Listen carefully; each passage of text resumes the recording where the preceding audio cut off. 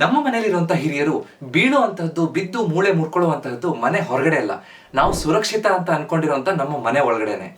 ನಮ್ಮ ಬೆಡ್ರೂಮಲ್ಲಿ, ನಮ್ಮ ಬಾತ್ರೂಮಲ್ಲಿ, ಮನೆ ಒಳಗಡೆ ರಾತ್ರಿ ಹೊತ್ತು ಅನ್ಕೊಳ್ಳಿ, ರಾತ್ರಿ ಹೊತ್ತು 2 ಗಂಟೆಗೆ ನಿಮ್ಮ ತಂದೆ ತಾಯಿ ಅಥವಾ ಅಜ್ಜ ಅಜ್ಜಿ ಬಾತ್ರೂಮ್ಗೆ ಟಾಯ್ಲೆಟಿಗೆ ಹೋಗ್ಬೇಕು ಅಂತ ಎದ್ರು. ಅವರು ನಿದ್ದೆಗಣ್ಣಲ್ಲಿದ್ದಾರೆ, ಲೈಟ್ ಇಲ್ಲ, ಸ್ವಲ್ಪ ಇಂಬ್ಯಾಲೆನ್ಸ್ ಇದೆ, ಒಂದ್ಸಲ ಜಾರ್ ಬಿದ್ದುಬಿಟ್ರೆ ಅವ್ರಿಗೆ ಮೂಳೆ ಮುರಿಯಿತು ಅಂತ ತಕ್ಷಣ ಬೇರೆಯವ್ರ ಮೇಲೆ ಡಿಪೆಂಡ್ ಆಗುವಂತಹ ಪರಿಸ್ಥಿತಿ ಬರುತ್ತೆ. ಬಹಳಷ್ಟು ದಿನದ ತನಕ ಅವರು ಹಾಸಿಗೆ ಮೇಲೆ ಮಲ್ಕೊಂಡಿರುವಂಥದ್ದು ಅಥವಾ ಆಪರೇಷನ್ ಆಗುವಂಥದ್ದು, ಪ್ಲಾಸ್ಟರ್ ಹಾಕುವಂಥದ್ದು, ಹಲವಾರು ತೊಂದರೆಗಳಾಗಬಹುದು. ಒಬ್ಬ ಕೀಲು ಮೂಳೆ ತಜ್ಞನಾಗಿ ಈ ತೊಂದರೆಯನ್ನ ನಾನು ಪ್ರತಿದಿನ ನೋಡ್ತಾ ಇರ್ತೀನಿ.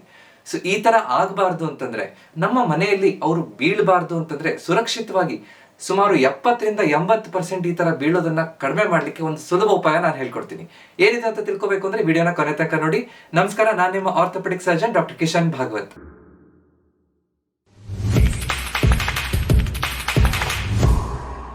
ಪ್ರತಿದಿನ ನಾನೊಬ್ಬ ಕೀಲು ಮೂಳೆ ತಜ್ಞನಾಗಿ ಈ ಡೈಲಾಗ್ ಅನ್ನ ಕೇಳ್ತಾ ಇರ್ತೀನಿ.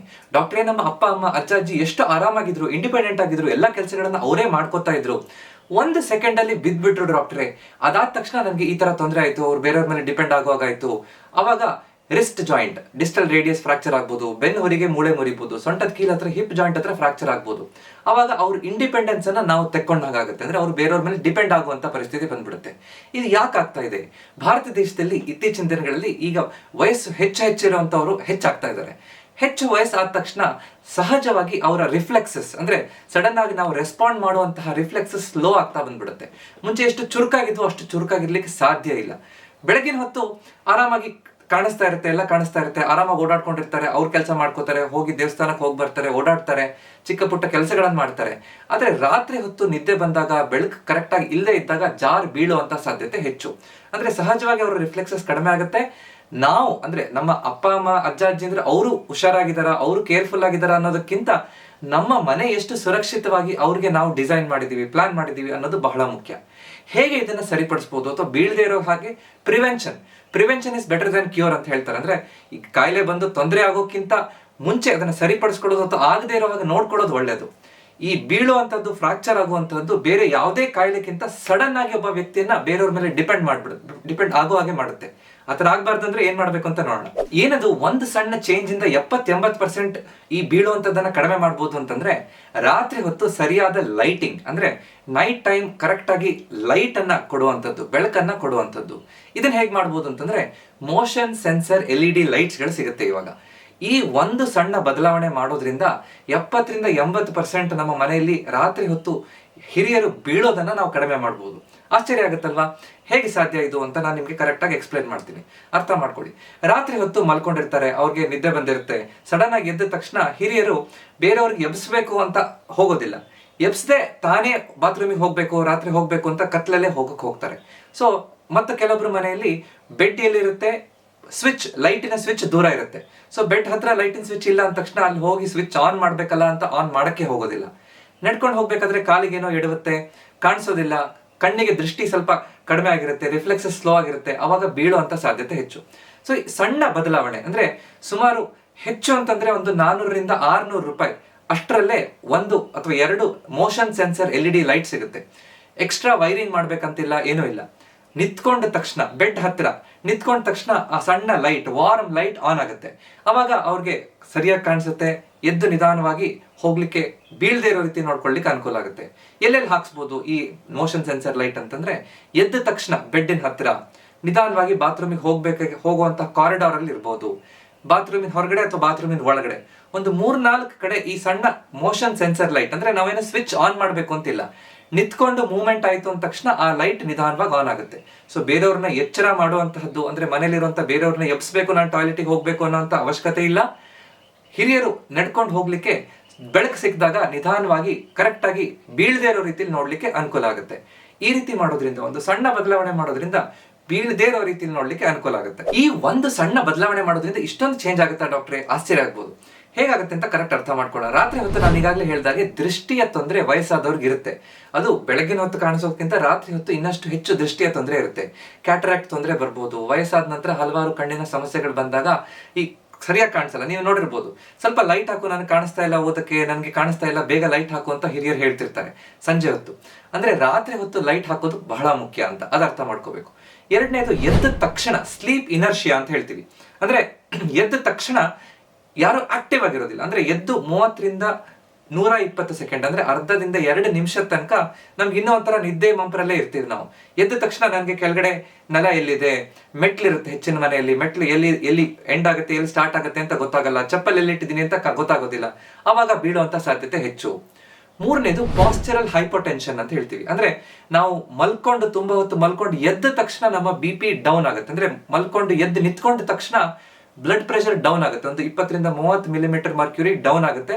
ಅವಾಗ ನಿಮ್ಗೆ ನೋಡಿರ್ಬೋದು, ಮಲ್ಕೊಂಡು ಎದ್ದ ತಕ್ಷಣ ಒಂಥರ ತಲೆ ಸುತ್ತ ಬಂದಂಗ ಆಗೋದು, ಸ್ವಲ್ಪ ಕಣ್ಣು ಕತ್ಲೆ ಬಂದಂಗ ಆಗೋದು, ಈ ತರ ತೊಂದರೆ ಆಗುತ್ತೆ. ಅವಾಗ ಸಡನ್ ಆಗಿ ಮತ್ತೆ ಬೀಳುವಂತ ಸಾಧ್ಯತೆ ಇರುತ್ತೆ.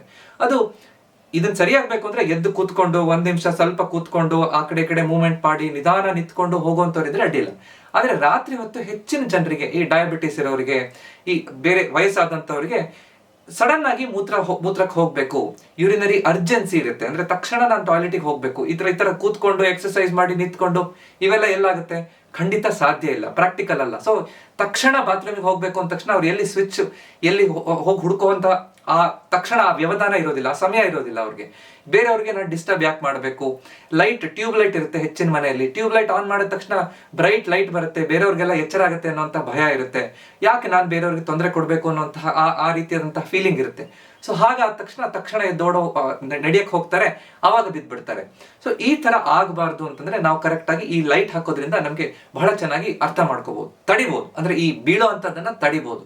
ಇದನ್ನ ನಾವು ಕರೆಕ್ಟ್ ಅರ್ಥ ಮಾಡ್ಕೊಂಡ್ರೆ ಮುಂದೆ ಹೇಗೆ ಅವ್ರನ್ನ ಫಾಲ್ ಪ್ರಿವೆನ್ಷನ್ ಅಂದ್ರೆ ಬೀಳ್ದೇ ಇರೋ ರೀತಿ ನೋಡ್ಕೊಳ್ಳೋದು ಅಂತ ಅರ್ಥ ಮಾಡ್ಕೊತಾ ಹೋಗ್ಬೋದು. ಈಗ ಒಬ್ಬ ಡಾಕ್ಟರ್ ಪ್ರಿಸ್ಕ್ರಿಪ್ಷನ್ ಕೊಟ್ಟಾಗ ಇದನ್ನ ಹೇಗೆ ಮಾಡ್ಬೇಕು ಅಂತ ನಾನು ನಿಮ್ಗೆ ಹೇಳ್ಕೊಡ್ತೀನಿ. ಮೋಷನ್ ಸೆನ್ಸರ್ LED ಲೈಟ್ಸ್ ಅನ್ನೋದನ್ನ ನೀವು ಕರೆಕ್ಟ್ ಆಗಿ ಸರ್ಚ್ ಮಾಡ್ಬೋದು. ಇದು ನಿಮ್ಗೆ ಆನ್ಲೈನ್ ಅಲ್ಲೂ ಸಿಗುತ್ತೆ, ಅಥವಾ ನಿಮ್ಮ ಹತ್ರದಲ್ಲಿರುವಂತಹ ಎಲೆಕ್ಟ್ರಿಕಲ್ ಶಾಪ್ ಅಲ್ಲಿ ಸಿಗುತ್ತೆ, ಸೂಪರ್ ಮಾರ್ಕೆಟ್ ಅಲ್ಲಿ ಸಿಗುತ್ತೆ. ಸೊ ಈ ಮೋಷನ್ ಸೆನ್ಸರ್ LED ಲೈಟ್ಸ್ ಅನ್ನ 4 ಕಡೆಗಳಲ್ಲಿ ನಾವು ಇನ್ಸ್ಟಾಲ್ ಮಾಡಬೇಕು, ಅದನ್ನ ಹಾಕ್ಬೇಕು. ಮೊದಲನೇದು, ಎದ್ದ ತಕ್ಷಣ ಬೆಡ್ ಇಂದ ಅವ್ರು ನಿಂತ್ಕೊಂಡ ತಕ್ಷಣ ಅದು ಸ್ವಿಚ್ ಆನ್ ಆಗೋ ರೀತಿಯಲ್ಲಿ, ಅಂದ್ರೆ ನಿಮ್ಮ ತಂದೆ ತಾಯಿ ಅಜ್ಜ ಅಜ್ಜಿ ಇದ್ರು ಎದ್ದು ನಿಂತ್ಕೊಂಡ ತಕ್ಷಣ ವಾರ್ಮ್ ಲೈಟ್ ಇರುತ್ತೆ, ಅಂದ್ರೆ ಕಣ್ಣಿಗೆ ಕುಕ್ಕೋ ಅಂತಹ ಲೈಟ್ ಇರೋದಿಲ್ಲ. ವಾರ್ಮ್ ಲೈಟ್ ಇದ್ದಾಗ ನಿಧಾನವಾಗಿ ಅವ್ರು ನಿಂತ್ಕೊಂಡ ತಕ್ಷಣ ಆ ಲೈಟ್ ಆನ್ ಆಗೋಗೆ ಬೆಡ್ಡಿನ ಹತ್ರ ಹಾಕ್ಬೇಕು, ಮೊದಲನೇದು. ಎರಡನೇದು, ಬೆಡ್ ಇಂದ ಬಾತ್ರೂಮಿಗೆ ಹೋಗುವಂತಹ ಕಾರಿಡಾರ್, ಹೆಚ್ಚಿನ ಮನೆಯಲ್ಲಿ ಅಲ್ಲಿ ಏನೋ ಬೇರೆ ಬೇರೆ ಸಾಮಾನು ಇರುತ್ತೆ, ಅಲ್ಲಿ ಅಡ್ಡ ಅಂದ್ರೆ ಕಾಲಿಗೆ ಎಡುವಂತಹ ಆ ಸಾಮಾನ್ ಇದ್ರೆ ಅಥವಾ ಮೆಟ್ಲಿದ್ರೆ ಆ ಕಾರಿಡಾರ್ ಅಲ್ಲಿ ಹಾಕುವಂತಹದ್ದು ಬಹಳ ಮುಖ್ಯ. ಮೂರನೇದು, ಬಾತ್ರೂಮ್ ಹೊರಗಡೆ, ಅಂದ್ರೆ ಈಗ ಬಾತ್ರೂಮಿನ ಬಾಗಿಲಿರುತ್ತೆ, ಬಾಗಿಲಿನ ಹ್ಯಾಂಡಲ್ ಎಲ್ಲಿದೆ ಅಂತ ಹಿಂಗೆ ಹಿಡಿಯಕ್ಕೆ ಹೋಗಿ ಸುಮಾರು ಜನ ಬೀಳ್ತಾ ಇರ್ತಾರೆ. ಇದೆಲ್ಲ ನಾನು ನನ್ನ ಪ್ರಾಕ್ಟಿಕಲ್ ಎಕ್ಸ್ಪೀರಿಯನ್ಸ್ ಇಂದ ಹೇಳ್ತಾ ಇರುವಂತದ್ದು. ಪ್ರತಿದಿನ ಈ ತರ ಹ್ಯಾಂಡಲ್ ಹಿಡಿಯಕ್ಕೆ ಹೋದೆ, ಬಾಗಿಲು ತೆಗೆಯಕ್ಕೆ ಹೋದೆ, ನಾನು ಜಾರ್ ಬಿಟ್ಟೆ ಡಾಕ್ಟ್ರಿ ಅಂತ ಬಿದ್ದವ್ರನ್ನ ನಾನು ನೋಡಿ ನಾನು ಹೇಳ್ತಾ ಇರುವಂತದ್ದು. ಸೊ ಮೂರನೇದು, ಆ ಬಾತ್ರೂಮ್ ಡೋರ್ ಹೊರಗಡೆ, ಬಾತ್ರೂಮಿನ ಹೊರಗಡೆ ಒಂದು ಲೈಟ್ ಆನ್ ಆಗೋಗೆ, ಅಲ್ಲಿ ಹೋಗಿ ನಿಂತ್ಕೊಂಡ ತಕ್ಷಣ ಆನ್ ಆಗೋಗೆ. ನಾಲ್ಕನೇದು, ಬಾತ್ರೂಮಿನ ಒಳಗೆ, ಬಾತ್ರೂಮಿನಲ್ಲಿ ಹೆಚ್ಚಿನ ಸಲ ಈ ಟೈಲ್ಸ್ ಎಲ್ಲ ಸ್ಕಿಡ್ ಆಗುವಂತಹದ್ದು, ನೀರಿರುತ್ತೆ, ಜಾರುವಂತಹ ಭಾವನೆ ಇರುತ್ತೆ. ಸೊ ಅವಾಗ ಎಲ್ಲಿ ಸಿಗುತ್ತೆ, ಹಿಡ್ಕೊಳ್ಳಿಕ್ಕೆ ಹ್ಯಾಂಡ್ಲ್ ಇರಬೇಕು, ಈ ತರ ಎಲ್ಲ ಇರೋದಿಲ್ಲ. ಹಾಗಿದ್ದಾಗ ಬೀಳುವಂತ ಸಾಧ್ಯತೆ ಹೆಚ್ಚು. ಸೊ ಆ ತರ ಆಗ್ಬಾರ್ದು ಅಂತಂದ್ರೆ ಬೆಡ್ಡಿನ ಎದುರುಗಡೆ ನಿಂತ್ಕೊಂಡ ತಕ್ಷಣ ಕಾರಿಡಾರ್ ಅಲ್ಲಿ, ಬಾತ್ರೂಮ್ ಹೊರಗಡೆ, ಬಾತ್ರೂಮ್ ಒಳಗಡೆ 4 ಮೋಷನ್ ಸೆನ್ಸರ್ LED ಲೈಟ್ಸ್ ಅನ್ನು ತಂದು ಹಾಕೋದ್ರಿಂದ ಅನುಕೂಲ ಆಗುತ್ತೆ. ನಿಮ್ಗೆ ಅನ್ಕೋಬಹುದು, ಹಲವಾರು ಜನ ನನ್ನ ಕಮೆಂಟ್ ಸೆಕ್ಷನ್ ಅಲ್ಲಿ ಹೇಳ್ತಿರ್ತಾರೆ, ನೀವು ಹೇಳುವಂತ ಟಿಪ್ಸ್ ಎಲ್ಲ ತುಂಬಾ ಕಾಸ್ಟ್ಲಿ ಡಾಕ್ಟ್ರೆ, ಎಲ್ಲರಿಗೂ ಮಾಡಕ್ಕಾಗತ್ತಾ ಅಂತ. ಈ ಟಿಪ್ ಬಹಳ ಸುಲಭ, ತುಂಬಾ ಕಾಸ್ಟ್ಲಿ ಖಂಡಿತ ಅಲ್ಲ. ಸುಮಾರು 300ರಿಂದ 500 ರೂಪಾಯಿಗೆ ಒಂದು ಈ ಮೋಷನ್ ಸೆನ್ಸರ್ LED ಲೈಟ್ ಸಿಗುತ್ತೆ. ನಮ್ಗೆ ಬೇಕಾಗಿರುವಂತದ್ದು 4 ಲೈಟ್, ಸುಮಾರು 1,500-2,000 ರೂಪಾಯಿ ಒಳಗಡೆ. ಇದಕ್ಕೇನೋ ಬಹಳ ದೊಡ್ಡ ಎಲೆಕ್ಟ್ರಿಷಿಯನ್ ಬೇಕು, ತುಂಬಾ ವೈರಿಂಗ್ ಬೇಕು ಅಂತ ಏನೂ ಇರೋದಿಲ್ಲ. ಇದೆಲ್ಲ ಪ್ಲಗ್ ಅಂಡ್ ಪ್ಲೇ ಅಂತ ಹೇಳ್ತೀವಿ. ಅಂದ್ರೆ ಲೈಟ್ ಅಲ್ಲಿ ಫಿಕ್ಸ್ ಮಾಡೋದು, ಸ್ವಿಚ್ ಆನ್ ಮಾಡೋದು. ಸ್ವಿಚ್ ಆನ್ ಮಾಡೋ ಅವಶ್ಯಕತೆನೂ ಇರೋದಿಲ್ಲ, ಮೋಷನ್ ಸೆನ್ಸರ್ ಇರೋದ್ರಿಂದ. ಸೊ ಡೈರೆಕ್ಟ್ ಆಗಿ ತನ್ನಿಂತಾನೆ ಆಟೋಮ್ಯಾಟಿಕ್ ಆಗಿ ಆನ್ ಆಗುವಂಥದ್ದು. ಕಡಿಮೆ ಎಲೆಕ್ಟ್ರಿಸಿಟಿ ತಗೊಳ್ಳುವಂತಹ ಲೈಟ್ಸ್ ಕೂಡ ಇರುತ್ತೆ LED ಲೈಟ್ ಆಗಿರೋದ್ರಿಂದ. ಸೊ ಸುಲಭವಾಗಿ ಎಲ್ಲರ ಮನೆಯಲ್ಲೂ ಇದನ್ನ ಮಾಡ್ಲಿಕ್ಕೆ ಸಾಧ್ಯ ಆಗಿರುವಂತಹ ಸೊಲ್ಯೂಷನ್ ನಾನು ಹೇಳ್ತಾ ಇದ್ದೀನಿ. ಅದನ್ನ ದಯವಿಟ್ಟು ಅರ್ಥ ಮಾಡ್ಕೊಳ್ಳಿ, ಗಮನಿಸಿ.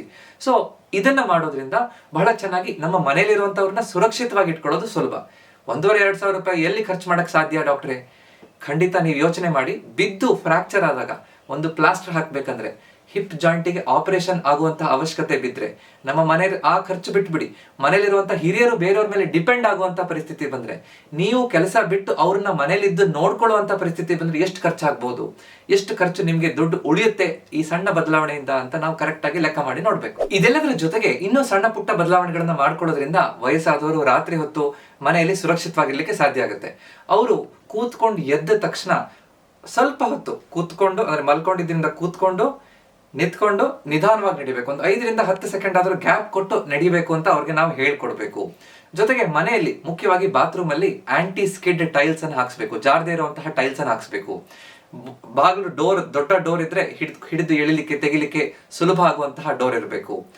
ಬಾತ್ರೂಮ್ ಒಳಗಡೆ ಗ್ರಾಬ್ ಬಾರ್ ಅಥವಾ ಹಿಡಿಕೆಯನ್ನು ಹಾಕ್ಸ್ಬೇಕು, ಒಂದು ಹ್ಯಾಂಡಲ್ ಅನ್ನು ಹಾಕ್ಸ್ಬೇಕು. ಟಾಯ್ಲೆಟ್ ಅಲ್ಲಿ ಕಮೋಡ್ ಟಾಯ್ಲೆಟ್ ಇದ್ರೆ ಒಳ್ಳೇದು.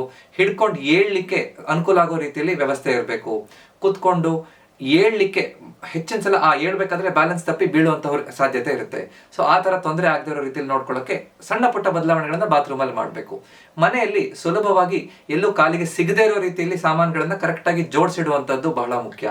ಕರೆಕ್ಟ್ ಆಗಿ ಇದರ ಜೊತೆಗೆ ಅವರಿಗೆ ಬೇಕಾಗಿರುವಂತಹ ಬ್ಯಾಲೆನ್ಸ್ ಎಕ್ಸಸೈಸಸ್ ಅನ್ನ ಕರೆಕ್ಟ್ ಮಾಡೋದ್ರಿಂದ ವಯಸ್ಸಾದವರು ಬೀಳಬಾರದು ಅಂದ್ರೆ ಯಾವ ವ್ಯಾಯಾಮಗಳನ್ನ ಮಾಡಬೇಕು ಅನ್ನೋದ್ರ ಬಗ್ಗೆ ನಾನು ಡೀಟೇಲ್ ಆಗಿ ಒಂದು ವಿಡಿಯೋ ಮಾಡಿದ್ದೀನಿ. ಅದ್ರಲ್ಲಿ ಹೇಳ್ಕೊಟ್ಟಿರುವಂತಹ ವ್ಯಾಯಾಮಗಳನ್ನ ಪ್ರತಿನಿತ್ಯ ಮಾಡೋದ್ರಿಂದ ಒಂದು 10ರಿಂದ 15 ನಿಮಿಷ ಮಾಡೋದ್ರಿಂದ ಬೀಳುವಂತ ಸಾಧ್ಯತೆ ಕಡಿಮೆ ಮಾಡಬಹುದು. ಜೊತೆಗೆ ವಯಸ್ಸಾದವರು ಚುರುಕಾಗಿದ್ರೆ ಅಂದ್ರೆ ಆಕ್ಟಿವ್ ಇರ್ಲಿಕ್ಕೆ ಕೆಲವೊಂದಿಷ್ಟು ಆಟಗಳನ್ನ ಆಡ್ಬೇಕು. ಯಾವ ಆಟಗಳನ್ನ ಆಡೋದ್ರಿಂದ, ಯಾವ ಸಣ್ಣ ಪುಟ್ಟ ಎಕ್ಸರ್ಸೈಸಸ್ ಅನ್ನ ಮಾಡೋದ್ರಿಂದ ಮೈಂಡ್ ಅನ್ನ ಚುರುಕಾಗಿಡ್ಲಿಕ್ಕೆ, ದೇಹವನ್ನ ಚುರುಕಾಗಿಡ್ಲಿಕ್ಕೆ ಸಾಧ್ಯ, ಈ ವಿಡಿಯೋದಲ್ಲಿ ನೀವು ನೋಡ್ಬೋದು. ಸೊ ಈ ರೀತಿ ಹಲವಾರು ನಮ್ಮ ಮನೆಯಲ್ಲಿರುವಂತ ಹಿರಿಯರನ್ನ ನೋಡ್ಕೊಳ್ಳಿಕ್ಕೆ ಹೇಗೆ ಸಾಧ್ಯ, ಯಾವ ಬದಲಾವಣೆಗಳನ್ನ ಮಾಡಬೇಕು ಅನ್ನೋದ್ರ ಬಗ್ಗೆ ಡೀಟೇಲ್ಡ್ ಆಗಿ ನಾನು ಮತ್ತೊಂದು ಒಂದು ವಿಡಿಯೋ ಕೋರ್ಸ್ ಅನ್ನ ಪ್ರಾರಂಭ ಮಾಡ್ತಾ ಇದ್ದೀನಿ. ಅದನ್ನ ಈಗ ಶೂಟ್ ಮಾಡ್ಲಿಕ್ಕೆ, ಡಿಸೈನ್ ಮಾಡ್ಲಿಕ್ಕೆ ಪ್ರಾರಂಭ ಮಾಡ್ತಿದ್ದೀನಿ. ಇದನ್ನ ನಾನು ಮಾಡ್ಬೇಕು, ನಮ್ಮ ಮನೆಯಲ್ಲಿರುವಂತಹ ಹಿರಿಯರನ್ನ ಹೇಗೆ ನೋಡ್ಕೊಳ್ಳೋದು ಅನ್ನೋದನ್ನ ಈಗಿನ ಜನರಿಗೆ ಹೇಳ್ಕೊಡುವಂತಹ ಅವಶ್ಯಕತೆ ಇದೆ ಅಂತ ನಿಮ್ಗೆ ಅನ್ಸಿದ್ರೆ ದಯವಿಟ್ಟು ಎಸ್ ಅಂತ ನನಗೆ ತಿಳಿಸಿ. ಈ ವಿಷಯ ನಿಮ್ಗೆಲ್ಲರಿಗೂ ಇಂಪಾರ್ಟೆಂಟ್ ಅಂತ ನನಗೆ ಅನ್ಸುತ್ತೆ. ನಾನು ಇದ್ರ ಬಗ್ಗೆ ಇನ್ನಷ್ಟು ವಿಡಿಯೋಸ್ಗಳನ್ನ ಮಾಡ್ಬೋದು. ಈ ವಿಡಿಯೋ ನಿಮ್ಗೆ ಇಷ್ಟ ಆಯ್ತು ಅಂದ್ರೆ ಇದನ್ನ ಲೈಕ್ ಮಾಡಿ ಮತ್ತು ನಿಮ್ಮ ಅಕ್ಕಪಕ್ಕದವರ ಜೊತೆ ಹಂಚ್ಕೊಳ್ಳಿ. ಇದೇ ರೀತಿಯಾದಂತಹ ಹೆಚ್ಚಿನ ವಿಡಿಯೋ ನೋಡ್ಬೇಕು ಅಂದ್ರೆ ನನ್ನ ಚಾನೆಲ್ ನ ದಯವಿಟ್ಟು ಸಬ್ಸ್ಕ್ರೈಬ್ ಮಾಡಿ. ಯಾಕಂದ್ರೆ ನಮ್ಮ ಆರೋಗ್ಯ ನಮ್ಮ ಕೈಲಿದೆ, ಅದನ್ನು ಸರಿಯಾಗಿ ಇಟ್ಕೊಳ್ಳುವಂತದ್ದು ನಮ್ಮ ಕರ್ತವ್ಯ. ನಮಸ್ಕಾರ.